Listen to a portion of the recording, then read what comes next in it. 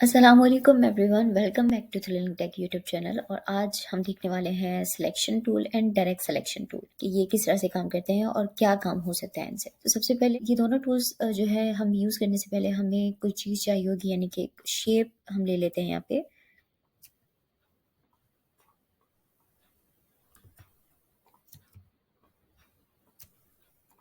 यहाँ हमारे पास दो शेप्स आ चुकी हैं। अब इन पर हम जो भी काम करेंगे तो वो हम selection tool and direct selection tool के हिसाब से ही करेंगे। तो अब जब हमारे पास कोई चीज़ है तो हमें या इलस्ट्रेटर को किस तरह पता चले कि ये चीज़ सेलेक्टेड है और इसी पे काम करना है, यानी कि हमें रेक्टेंगल पे काम करना है या स्क्वायर पे काम करना है। तो उसके लिए हम सिलेक्शन टूल यूज़ करेंगे पहले, ताकि उसको सेलेक्ट कर सकें, और फिर बाकी फर्दर जितनी भी हमें चेंजेस करनी होंगी इस शेप में या इस रेक्टेंगल में, इस स्क्वायर में, तो वो हम इसके साथ इसकी मदद से सिलेक्शन टूल की मदद से कर सकते हैं। तो सबसे पहले हमें ये देखना है कि ये है हमारे पास यहाँ पे एक सिलेक्शन टूल। मैंने होवर किया तो यहाँ पे हमारे पास आ गया इसका नाम भी और इसकी शॉर्टकट की भी साथ में आ चुकी है। इसके अलावा यहाँ पे हमारे पास है डायरेक्ट सिलेक्शन टूल। तो सबसे पहले हम देख लेते हैं कि सिलेक्शन टूल का क्या काम है और क्या यूजेस है। तो सिलेक्शन टूल जो है हम किसी भी चीज को सेलेक्ट करने के लिए यूज करते हैं सिलेक्शन टूल।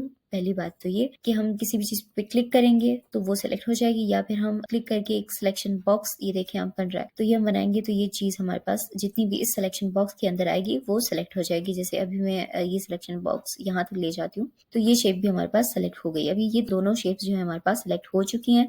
अब हम इस पे कोई भी काम कर सकते हैं, यानी कि हम इसे स्केल अप स्केल डाउन कर सकते हैं, इनकी साइज जो है हम बढ़ा सकते हैं, कम कर सकते हैं। जो भी चेंजेस हुई वो हम सिलेक्शन टूल से कर सकते हैं। इसके अलावा यहाँ पे हमारे पास एक बाउंडिंग बॉक्स आ रहा है, ये ब्लू कलर का आपको नजर आ रहा होगा, जिसमें 4 ये पॉइंट्स हैं। ये इनको हम एंकर पॉइंट्स कहते हैं। अब जिस तरह ये शेप है तो इसमें भी हमारे पास ये सेम बाउंडिंग बॉक्स आ रहा है। कोई भी शेप होगी या कोई भी चीज होगी तो उसमें ये बाउंडिंग बॉक्स जरूर आएगा इस सिलेक्शन टूल की मदद से। अब सिलेक्शन टूल का एक तो ये काम हो गया कि हम किसी भी चीज को सिलेक्ट कर सकते हैं और उस पर फर्दर हम काम कर सकते हैं। इसके अलावा सिलेक्शन टूल का ये काम है कि जो कर्सर है हमारा, जब हम एंकर पॉइंट्स पर ले जाते हैं, बाउंडिंग बॉक्स पर ले जाते हैं, तो ये कर्सर हमारा चेंज हो जाता है। तो जब चेंज होगा तो ये वाला जब आइकन आएगा तो हम इसको रिसाइज कर सकते हैं, छोटा कर सकते हैं, बड़ा कर सकते हैं किसी भी तरह से।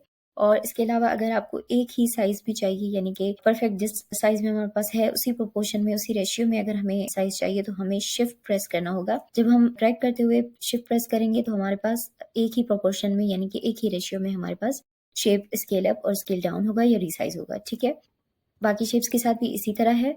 जब हम परफेक्ट शिफ्ट दबाकर हम रिसाइज करेंगे तो ये हमारे पास परफेक्ट वही रेशियो रहेगा, रेशियो चेंज नहीं होगा। अगर मैं शिफ्ट छोड़ देती हूँ तो ये देखें, अब ये साइज खराब हो सकता है। ये सर्कल का साइज एलिप्स का खराब हो रहा है और ओवल में जा रहा है। तो ये जब हम शिफ्ट प्रेस करेंगे तो आप देख रहे हैं कि साइड में हमारे पास विड्थ एंड हाइट नजर आ रही है लिखी हुई, कि ये बिल्कुल ही इक्वल जा रहा है। ठीक है, इसका दूसरा काम ये हो गया, एक तो सिलेक्शन है और दूसरा ये हो गया कि हम इसको रिसाइज कर सकते हैं and scale up and scale down कर सकते हैं। इसके अलावा हम ये कर सकते हैं कि यहाँ पे जब हम एंकर पॉइंट के बिल्कुल करीब यहाँ ले जाते हैं तो यहाँ पर हमारा एक और आइकन चेंज होता है, यानी कि कर्सर चेंज होता है। उसको जब हम क्लिक करते हैं तो ये हमारे पास रोटेट का ऑप्शन आ जाता है कि रोटेट हम कर सकते हैं किसी भी शेप को, किसी भी चीज को, किसी भी एलिमेंट। ठीक है, और अगर इसी रोटेशन को भी हम शिफ्ट के साथ प्रेस करें तो ये बिल्कुल exact 40 degree and 90 degree and 45 degree, sorry 90 degree and 270 degree तक हमें चेंजेस करके देता है।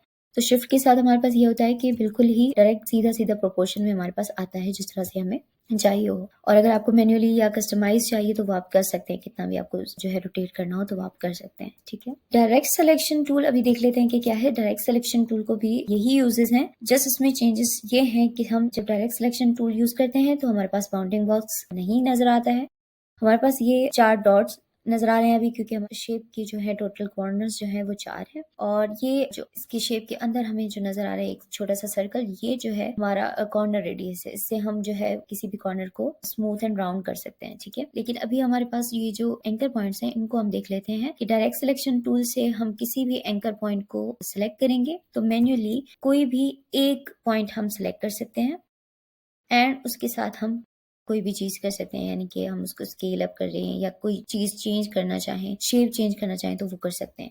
अभी आप देखें कि ये हमने रेक्टेंगल से बिल्कुल ही शेप चेंज कर दिया, किस चीज से, डायरेक्ट सिलेक्शन टूल से। अभी दोबारा हम इसको सिलेक्ट करेंगे, सिर्फ एक ही हमारे पास एंकर पॉइंट सिलेक्ट है और इसी को पकड़कर हम जो है दोबारा इस तरह से वही सेम शेप दे सकते हैं। तो ये इस काम आता है कि हम डायरेक्ट सिलेक्शन टूल में सिर्फ एक पॉइंट भी सिलेक्ट कर सकते हैं और जितने पॉइंट्स हम चाहें उतने हम खुद से मैन्युअली सिलेक्ट कर सकते हैं। अब हमने ये 2 पॉइंट सिलेक्ट कर लिए, अभी हम इनको मूव करेंगे तो ये हमारे पास देखें, ये 2 पॉइंट सिर्फ मूव हो रहे हैं और बाकी के जो जितने भी पॉइंट्स हैं वो अपनी जगह वहीं खड़े हैं।